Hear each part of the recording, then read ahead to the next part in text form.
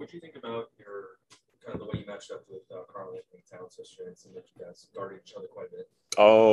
Whenever I was matched up with him, just coming out trying to match his physicality. I mean, he's a guy that gets it in the post. They wanted to try to play through him last night.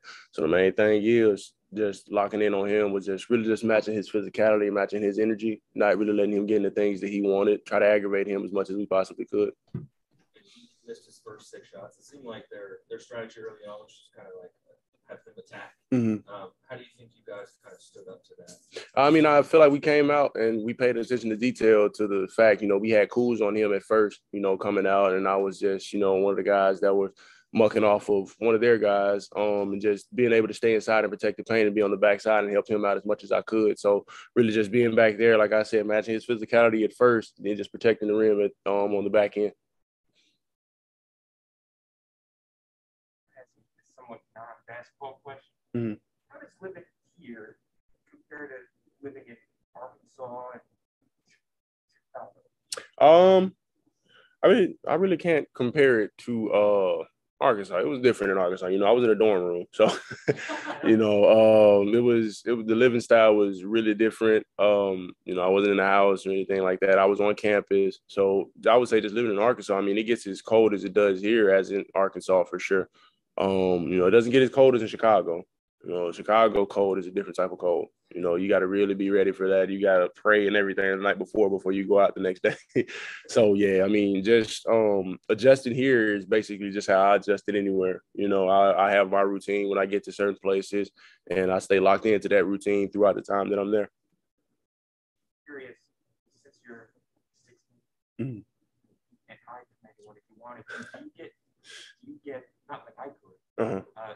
Do you get recognized when you're out and about or running errands or at the grocery store, stuff like that? Only when, someone really comes up and asks, like, do I play basketball? And other than that, if I'm like in the full Wizards jumpsuit, other than that, I really don't get stopped or asked or anything. I try to keep my head in a straight line and not really try to make eye contact with everybody, because I feel like if somebody really just, figures out who I am, it's going to be a minute before I leave that spot. So that's just my main thing. It's just I picked the wrong times where I wear the Wizards jumpsuit time and time again. Like when we had first got back, I think we had an off day after, and me and my girl, we went to the movies. My fiance, we went to the movies. We watched Venom 2, and I walked in and I had the full jumpsuit on. It was the gray one.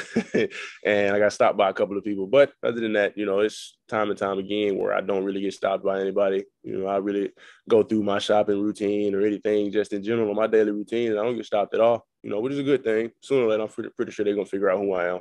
Just got to make sure I keep my leg tattoo covered.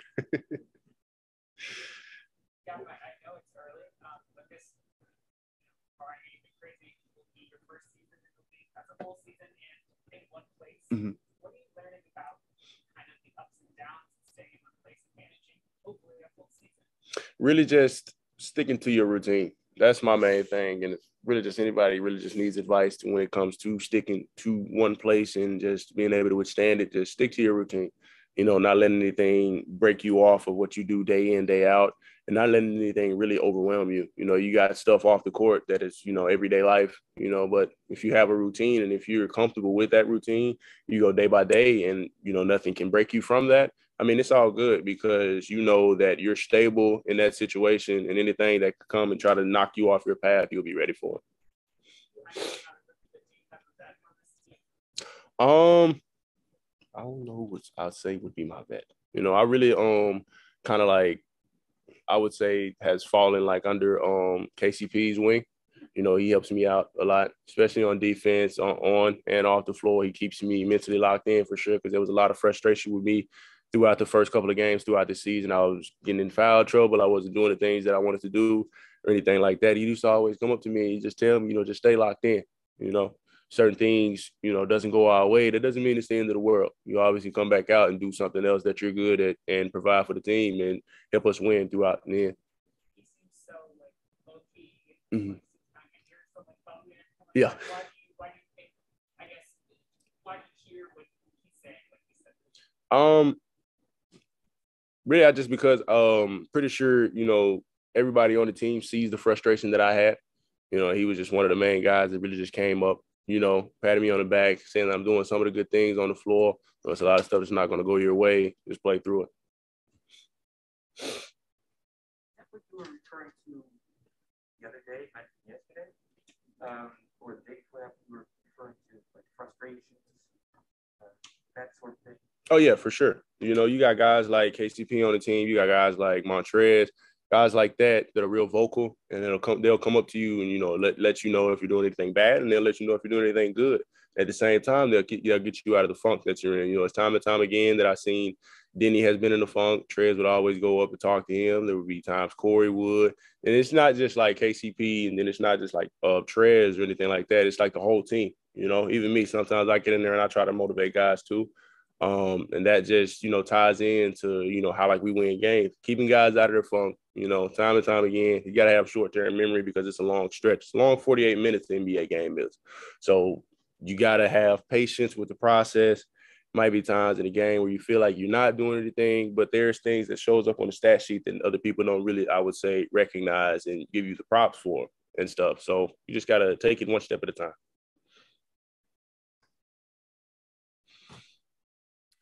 All right, Gaff, we'll switch over to Zoom. We'll start with Neil.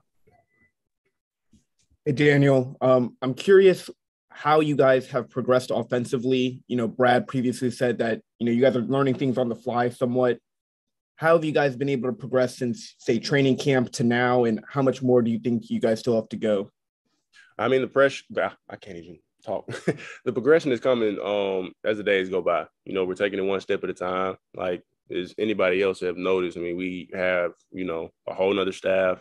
We have a whole nother scheme of everything that, you know, goes into Wizards basketball. So we're just taking it one day at a time to fully learn everything that goes into what it takes to winning with this team.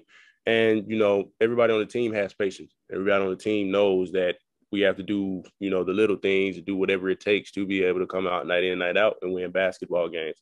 So just taking the time and, you know, having the patience with anything offensively, defensively, whatever, you know, is a real big thing for us, because if we can take time and pay attention to detail, to the little things that help us win games, it's going to be a great season for us. Thanks, Daniel. Mm-hmm. We'll go to Lewis. Hey, Gaff. It's the Jewish holiday of Hanukkah. I'm curious if Denny's mentioned it at all, and if you've learned at all about the traditions or been able to celebrate candlelighting or something like that.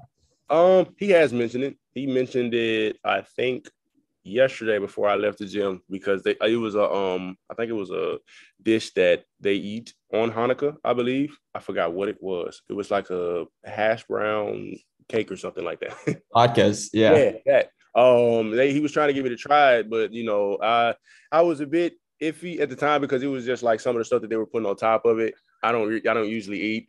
I was like, I'll try it maybe next time for sure, you know, whenever I have I would say the appetite for it. But yeah, he mentioned it and stuff. I haven't really got to fully like understand or just like talk to anybody, you know, of his nationality about Hanukkah or anything. So sooner or later I'm gonna get to be able to fully understand that holiday and stuff, you know. But yeah, you know, the food, that little dish that I had seen, you know, the hash brown part, that sounded good. I'm not gonna lie. But just the stuff that they put on top of it, I was like, I'm a bit iffy about that, you know, because it was, I think, I don't know if it was like a piece of fish or what did they put on top of it.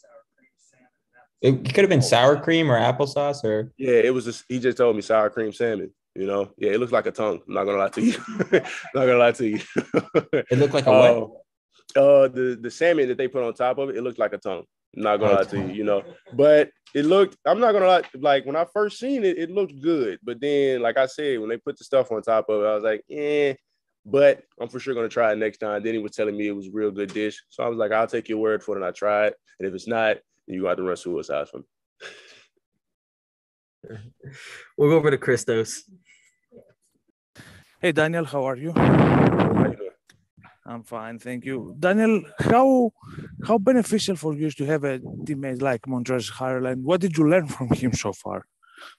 Really just, you know, getting back to how I play energy-wise. He comes in, night out off the bench and plays with, you know, 110% effort, comes out and plays with high energy, night in, night out. And I just wanted to get back to playing like that because I feel like I kind of strayed away from that path because it was at one point in time I was coming off the bench myself. And I was coming off the bench with energy, just giving 110% effort. But it was like night in, night out that I wasn't starting with that energy and I wasn't starting with, giving effort, going for rebounds, making, getting block shots or doing anything energy plays wise. So just seeing him night in, night out, I was trying to figure out ways to tap back into what I was doing at first before, I got the starting spot or just anything in general. I felt like that I had took steps back with how I was playing, just like as a player. So, I mean, he encouraged me a lot. He inspired me a lot to just come in, night out, and just, play my tail off, go for every block, be smart on defense, and just be vocal, owning my voice and letting guys know they're about to get screened, being the vocal point on defense and having the defensive mind first and offensive mind second, not really trying to go take the game and just let it come to me. And speaking about your defensive effort and your blocking ability, what is the biggest growth so far, especially on your blocking ability so far?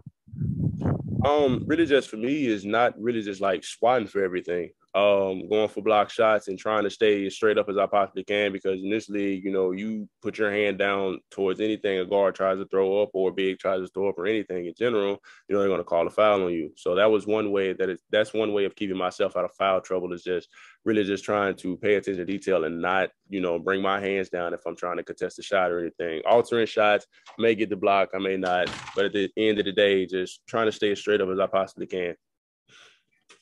Thank you very much. Mm-hmm. That's it for today, Daniel. Thank you for your time. We appreciate it. I understand Danny brought some latkes in for Hanukkah. What's that? He brought some Hanukkah edition latkes. Oh, did he? That's what Gafford said. Did you not see that? Nah, I didn't see that. Just wondering if you tried it. Oh, no, I don't even know what that is. I do have another question about Danny. You've talked about how his defense has stood out to you so far. Just so specifically, why would you say that? I mean, because he actually plays defense, and that stands out.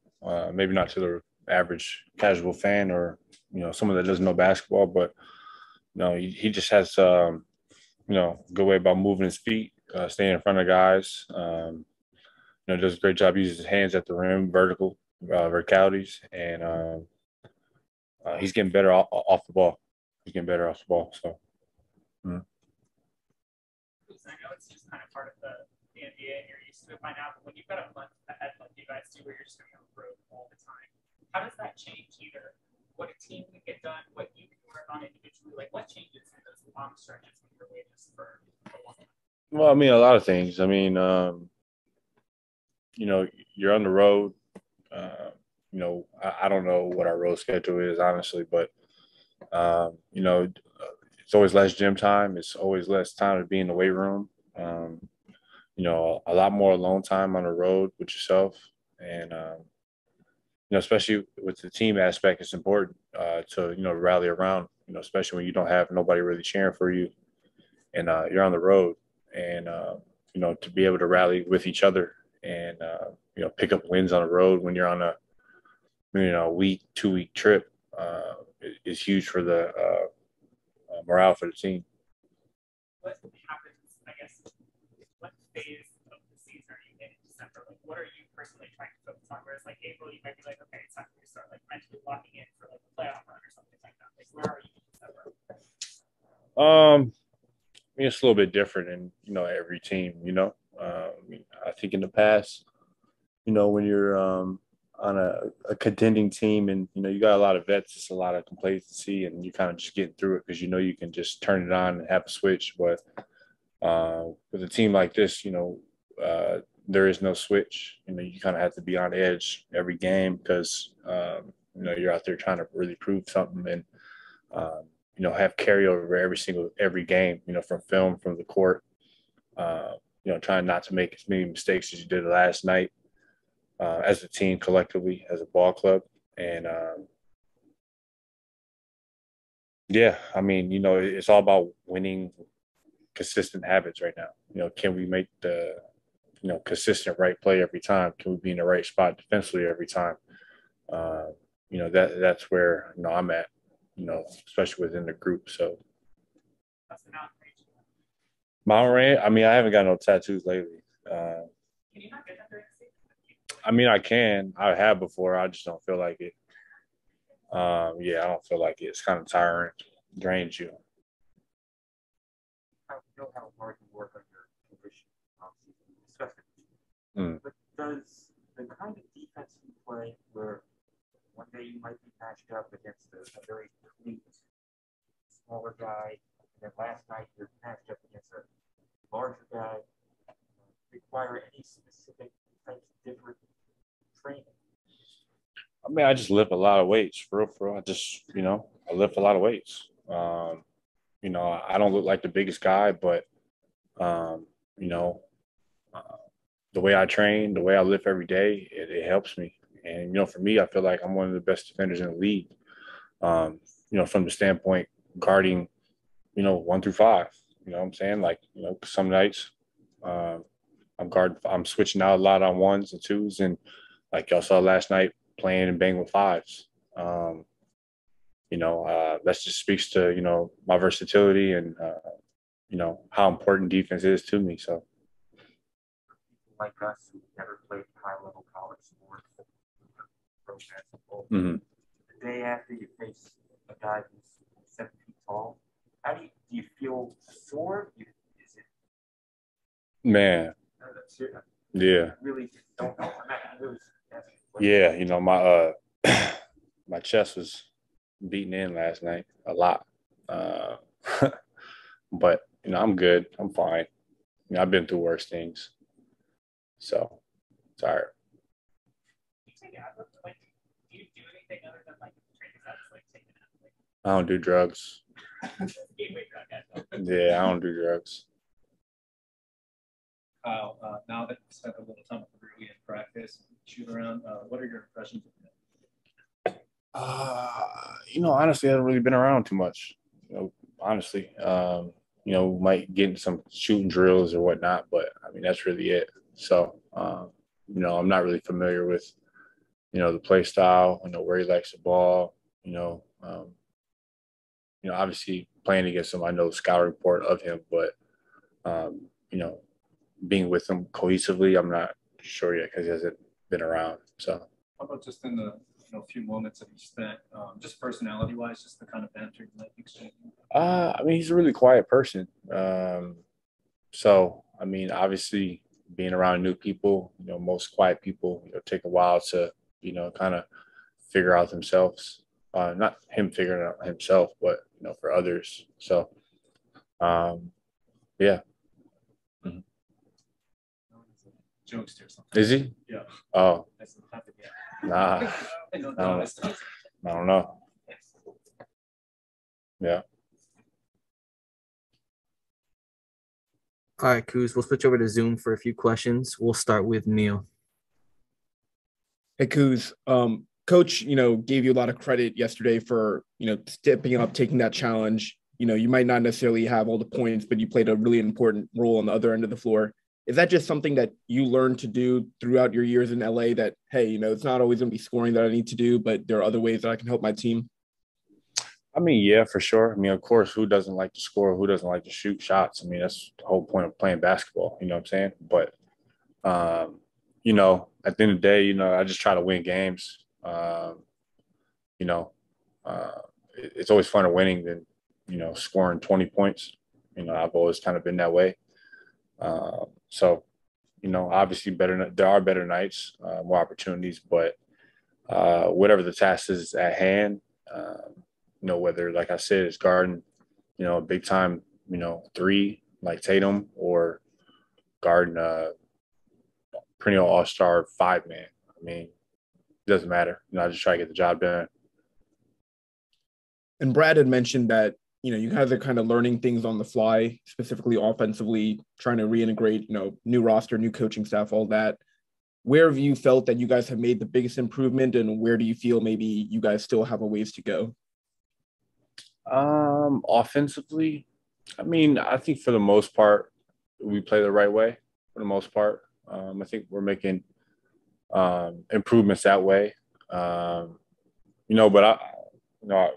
we have long ways to go transition wise. Our pace sucks, transition sucks. So for us, we're not the best offensive half court team. And, for us to compete and obviously, get to the playoffs, we have to be able to, have big games scoring in transition and having adequate pace offensively. And, it's still a work in progress, but hopefully we can get there.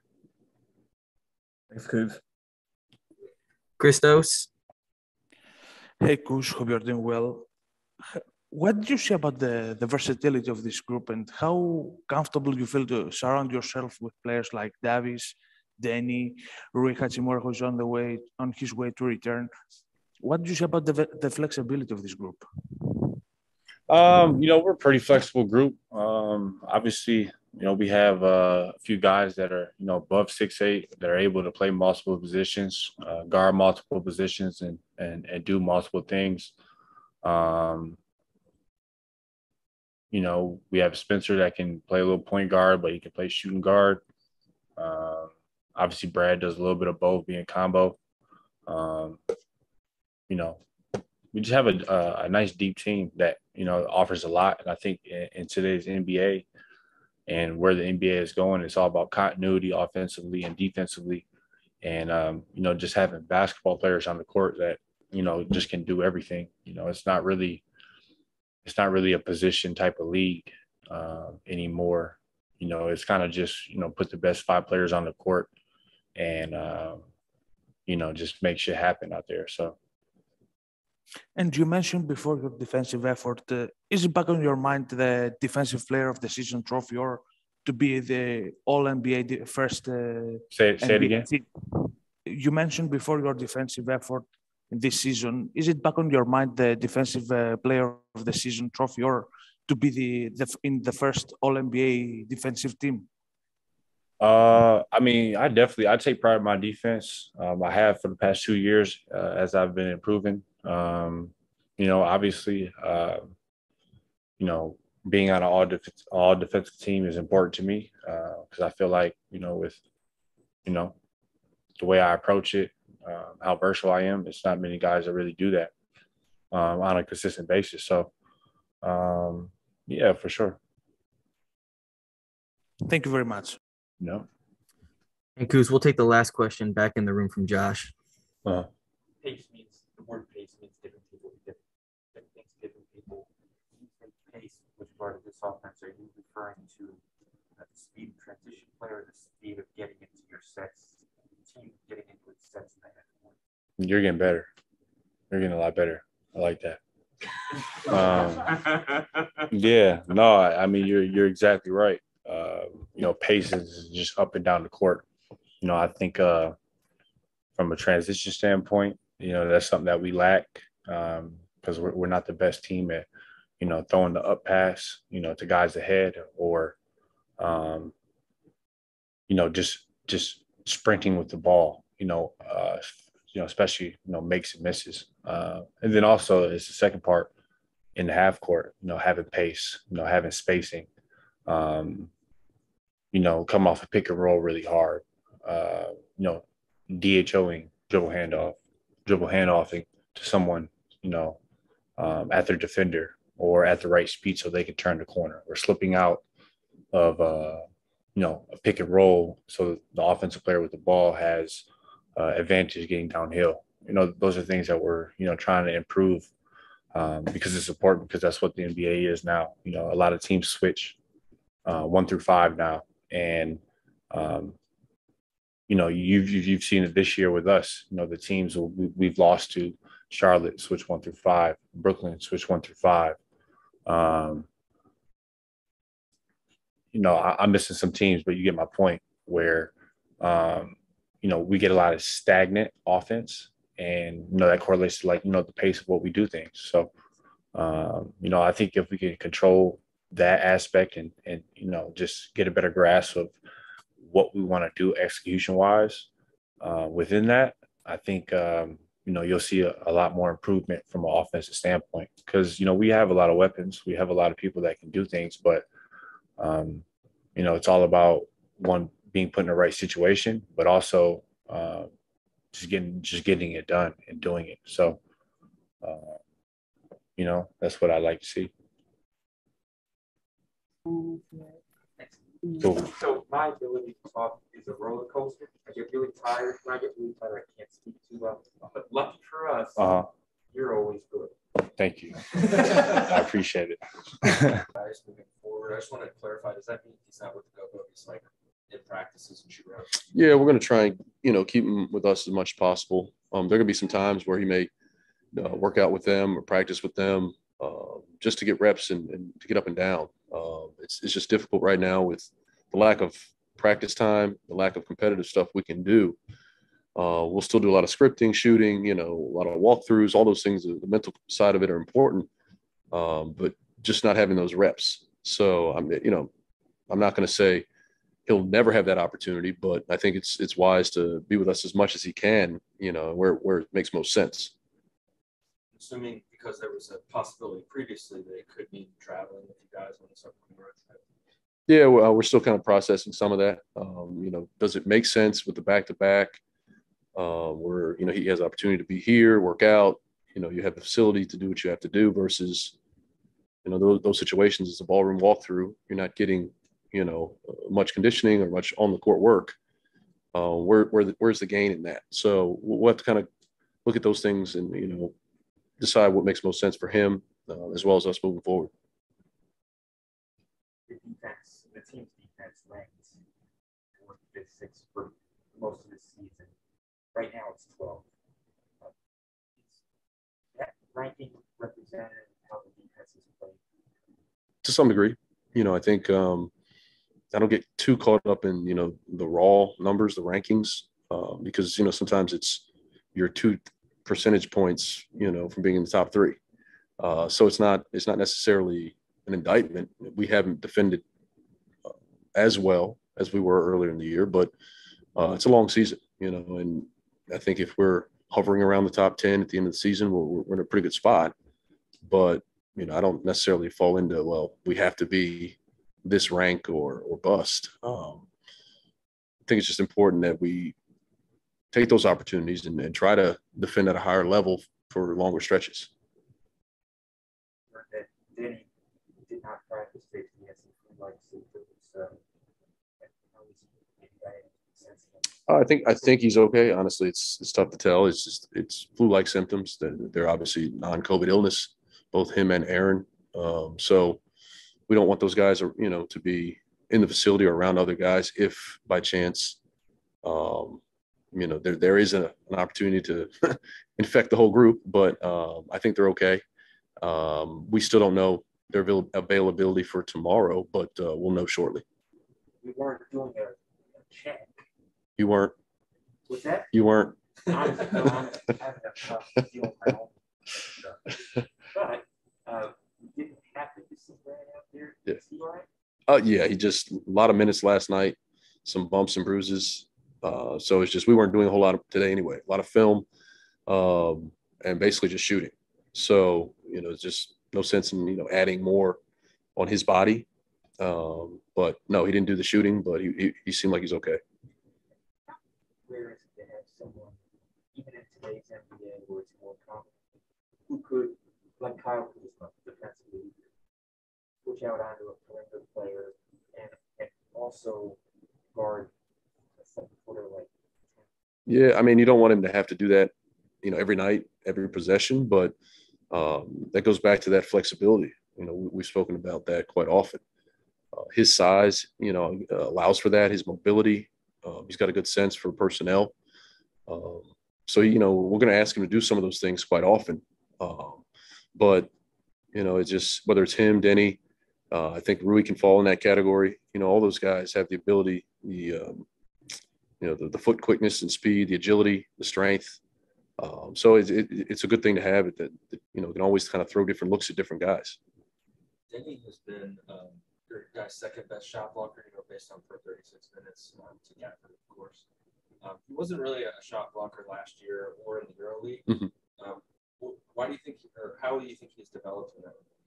Well, I think some of it is it's not like he's blocking shots. Gafford's getting a lot of those at the rim. He's getting them, at the point of the release. So just having high active hands, the timing and he's getting those shots, guys are trying to get around him or, navigate through him, and he's just kind of playing the angles. And he's smart enough to figure it out. But it's a different, perspective. Gaff, I think, when guys drive, they're looking for him. And I think Denny's is more in the one-on-one where he's kind of making plays late, at the apex of someone's jump shot. And with Rui, as far as we know, there's no injury involved. Just how would you describe why the process has kind of been so incremental and step by step? I think it's, with missing as much time as he had, it's kind of a ramp up like we saw in the preseason. This is kind of his preseason, where you can't just throw a guy out there and think, hey, he's going to respond well physically. It's too much. So trying to find those moments, whether it's one-on-one versus a coach, transitioning into 2-on-2, 3-on-3, that takes a while. And excuse me, you don't want to just throw him out there too soon and there be an injury or an issue, which may set him back further. I guess not asking these questions in order, but one more on Denny and shot blocking. If you look at stats in the early league, there's just not that many blocked shots. You could lead the league with like 50 blocks a game. Have you noticed that before you watched the Euro League and noticed there's not a lot of block shots, or players come over from the Euro League and be able to tap into that skill? That's a good question. Honestly, I don't watch a ton of like Euro League games. We do pull a lot of clips. Offensively, there's some things that there's a great ball movement and the versatility that they play with. There's a lot of side to side ball and body movement, and so there are a lot of things we steal from EuroLeague, concepts. But from a defensive perspective, I never really looked at it that way. I don't know if it's just an overall theme, or even if it's even fair to say the difference in the athleticism and the size, the agility of some of the players here in this league versus EuroLeague. The examples being Gaff and the high flyers. So you don't see a ton of those in your league. So I think that's part of it. But I don't know if there's just a different style of play. If guys over there are just more accustomed to anytime they see help, they get off of it. So they're not playing in crowds. I'm not really sure. But the fact that Denny's able to do some of that it's impactful. And he's shown it against marquee matchups.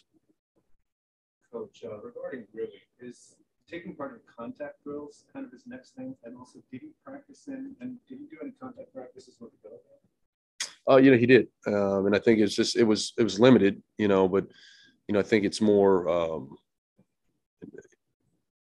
it's just one of those ramp up things where it doesn't necessarily have to be right away.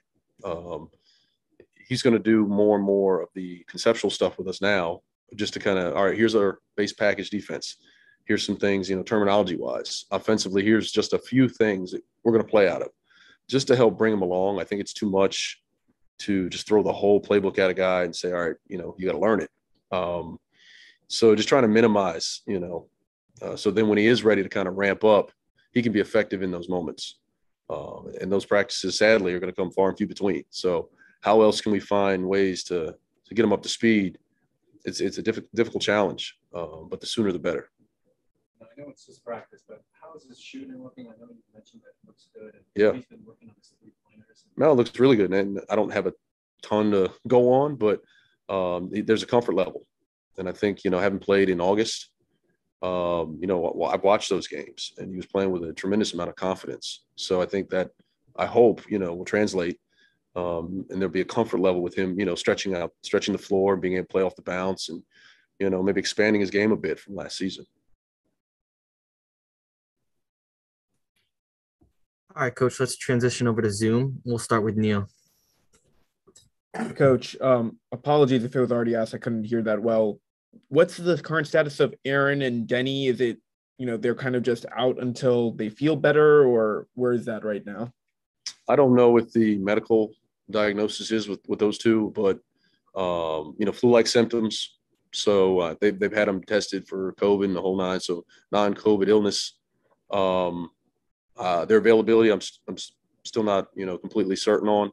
I would think more probable than not, but I don't want to speak to that.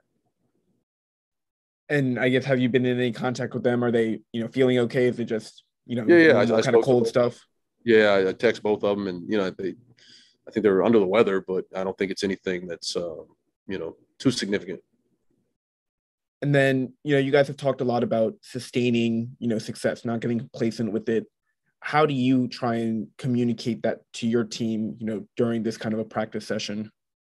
Well, a lot of it's through film. I mean, it's once again kind of the one tool that we can rely on right now with not having bodies and or time to really kind of go after it. Really just breaking things down, and it's great when you see the same clips with the same people involved. Here's an example of us doing it correctly on either side of the ball. And here's another example. So, you can really kind of harp on those messages and kind of get a clear picture where we are. The guys understand how we want to be and how we need to play. Thanks, Coach. Go to Pini. Hey, Coach. Quick question about Danny. We saw in the last previous game his impact on the defensive end, and he's becoming some kind of a defensive stopper. But I wanted to know, what do you think about his offensive development, and how do you see him going forward? Well, I think the offensive side is an area that it's going to take a little bit more time, because I think the one thing you control on the defensive end is obviously understanding your personnel, understanding your assignment. But also your effort, your energy. That's easy to control. On offense sometimes, reading the spatial dynamic, being in the right spot, knowing when to cut, when to screen. So, some of that takes time. I feel like he's been more confident in as far as just shooting the ball, which I love. He's not pressing. He's not trying to hunt for shots, but he's going to step up and take the shots that, present themselves. I think if he does that, there's a comfort level for him, but it's also for our group that he's going to step up and eventually start knocking those down. Also, we saw Kuzma last night guarding Karl Anthony Towns. What was the strategy behind that, and giving maybe Gafford to maybe help more on defense and putting Kuzma on him? Yeah, overall, we thought, if they can grind for tough twos, that this is a team that was going to shoot a tremendous amount of threes. So how can we minimize that? Obviously we had to give Kuz help, but we don't want to get caught over helping. And with Gaff roaming kind of that back line, we saw early in the game, his presence at the rim was impactful. Outside of that little stretch in the second quarter, it was like a 3-4 minute stretch. They really tried to exploit the post ups. And he's a tremendous player, tremendous offensive weapon. It's tough for anyone, more or less a guy who's going to give up probably 5 or 6 inches and, probably 20 or 30 pounds. But, you look at over the course of the game, the number of post-ups versus the output, and that's not the area that hurt us. So, in that effect, I thought it was, impactful way to guard him. You can't do that for 48 minutes. But, overall, I think having the cross match was good. Thank you, Coach. And we'll finish up with Christos. Hello, Coach. How are you? Coach, tomorrow you're going to face one of the most athletic and one of the most young teams in this league, Cleveland Cavaliers, and maybe one of the best big men in this league, Jared Allen. How key big factor of your defensive effort is Daniel Gafford, especially on the matchup over Allen tomorrow? Oh, it's big, and obviously it's not all on Daniel. The amount of pressure he puts, just rolling pick and rolls. And just to watch him from afar, he seems like he's gotten progressively better each season, from his finishing, playmaking in the pocket, finishing possessions, making free throws, all those things. But he puts so much pressure on that defense, and their guards playing downhill. You got to make a choice. Do you impact at the point, which now opens up the three? So now you have to scramble out with the amount of shooting they can put on the floor. It's another team that we've seen over the last 4 or 5 games. They're getting, just a shade under 40 3-point attempts up per game. So being able to control the paint and yet get out the shooters and get them off the line. The one issue is, they're shooting. They have a lot of shooting bigs as well, whether you want to call Markkanen the 3, the 4, obviously Kevin Love. So they're going to put a lot of pressure on you in a number of ways. So how do we kind of, minimize some of it, knowing that if you do one thing, you're opening something else. So it's definitely going to be a challenge, and not just for Daniel, but for this for our whole group. And for your success on defensive end so far in the beginning of the season, how big part of it Kyle Kuzma is and his consistency on that end so far? Yeah, it's been great for us. You know, we're asking him to guard, tough matchups every night. Not just him, but Pope. Both those guys have kind of bought into that. And I think, and I said this a number of times with their experiences, having won in the finals, I think they know how important that side of the ball is. So, not only is the playmaking, his versatility, and his ability to push in the open floor, but, we're asking him to kind of mix and match, sometimes guard smalls. Obviously, last night, guarding one of the best bigs in the game. To have that versatility and the fact that he's bought into it, on top of the fact he's rebounding at a high level. So you put all those things together, it's really it's been a bright spot for us. Thank you very much. All right, Coach, that's it for today. Thanks for your time. We appreciate it. All right.